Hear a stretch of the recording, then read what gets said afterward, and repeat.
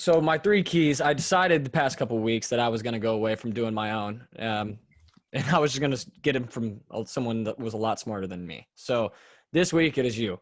Okay. So the three keys I have for you this week, or that I would love to learn from you, is what are the three keys to becoming a better recruiter?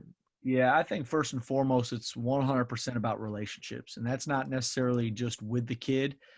One of my former assistants I worked with, Brock Morris, he's assistant at Louisiana Lafayette. He's one of the best coaches I've been around, and he was a GA at Alabama, and so they used to meet. Their staff would meet with the football staff when Nick Saban first got there, and one of the things they talked about was each recruit it has 7 people deep that you gotta sell. And then on top of that, That's freaking good. You gotta have a champion in your corner, someone that's selling you on the inside. Mm-hmm. And so a lot of people, you got to find out who that is through communication with the kid, through listening to the high school coach, AU coach, his trainer, his uncle, his mom, his dad, his girlfriend, whatever bits of information you can get. You've got to piece together a strategy that fits that kid. Not every recruiting battle's the same. Not every kid's the same. Some kids you got to call every day because they love the attention. Some kids you can call every other day. Yep. Some kids it's once a week. Mm-hmm. It's all built upon that kid and that relationship. And I always tell kids it's a two-way street, man. We want kids that want to be here, and I can't build a relationship if I'm the one putting in the work. Mm-hmm. And so Mm-hmm. I like it when kids reach out to us as well, that we're actively on. So I would say number one is relationships. Number two is fit. One of the areas that we struggled with at South Alabama when we first got there is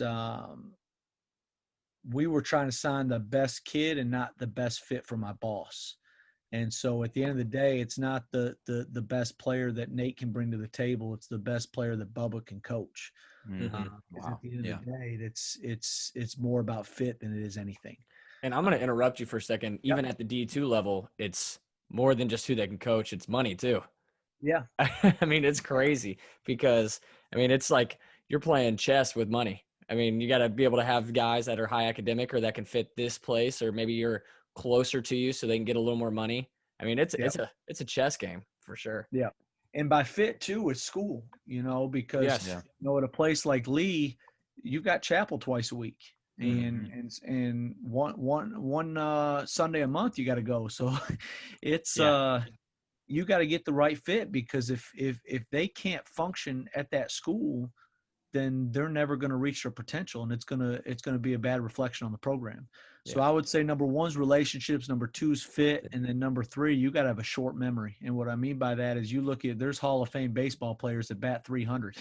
You're not going to get every no, and no means next. Like, you can recruit 20 kids and not get any of them.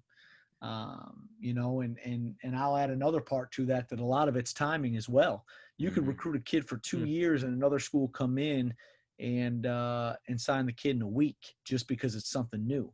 Because of the name or something. Yeah, there's just no rhyme or reason. Every kid's different.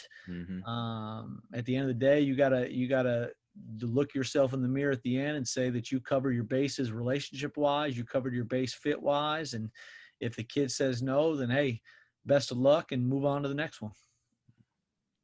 Gosh. That was good stuff, Coach. Those that were was some great keys, stuff. Coach. Those were some keys. Appreciate it. Yes, sir.